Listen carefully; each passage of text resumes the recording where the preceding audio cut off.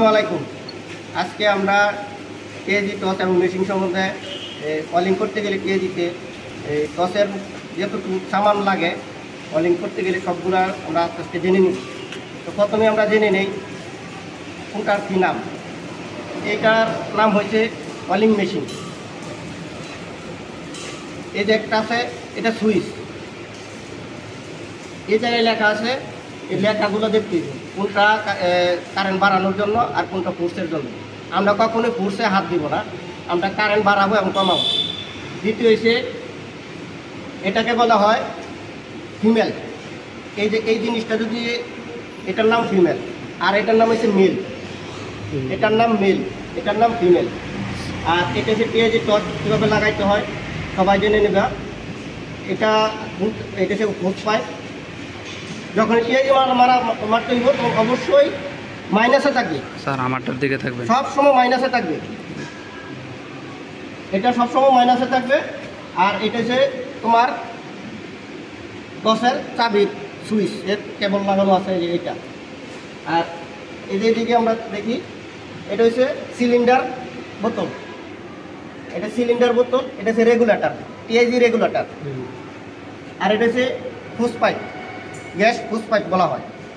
এখন আমরা জেনে নেই আরেকটা বিষয়, এটাকে বলা হয়, এটা অনেকে ভুলে যাও, এটার নাম হচ্ছে সিলিন্ডার টি। এটাকে বলা হয় সিলিন্ডার টি। এখন আমরা আর্থিং কেবল, এটা হচ্ছে এটাকে কেবল বলা হয়, এটা হচ্ছে আর্থিং। এটা টিআইজি টস। তো টিআইজি টসের মধ্যে যে সামানগুলা, এটা ভালো করে আমরা খেয়াল করি। এটা হচ্ছে লং কাপ, কলিড বডি। এটাকে আমরা সর্বপ্রথম ফিটিং করবো, এটা হচ্ছে কলিড বডি। তারপর এটা হচ্ছে কলিড, অনেকে বলে কলিড পিন, দুটা একটা বললেও চলবে। এটা হচ্ছে কলিড, নয়তো কলিড পিন। এটা হচ্ছে লং কাপ। আরেকটা আছে শর্ট ক্যাপ, আরেকটা আছে মিডিয়াম ক্যাপ। মিডিয়াম এটার মাঝামাঝি থাকবে, আর শর্ট ক্যাপ এটার থেকে একটা টুকটাঙ্গ থাকবে। Short cap, long cap, medium cap, এই তিনটা। আর এটা হচ্ছে সিরামিক কাপ। সিরামিক কাপের মধ্যে নাম্বার হয় 4 নাম্বার থেকে 8 নাম্বার পর্যন্ত। 4 নাম্বার থেকে 8 নাম্বার পর্যন্ত হয়। আর এটা হচ্ছে টানি স্টিল।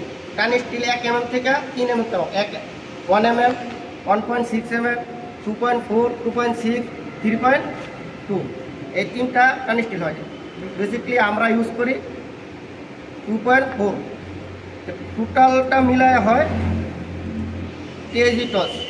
তা এগুলো অবশ্যই সবাই মস্ত করে রাখবা এবং বারবার এটাকে প্র্যাকটিস করবা। আর এটা টিএজি টস। আল্লাহ হাফেজ।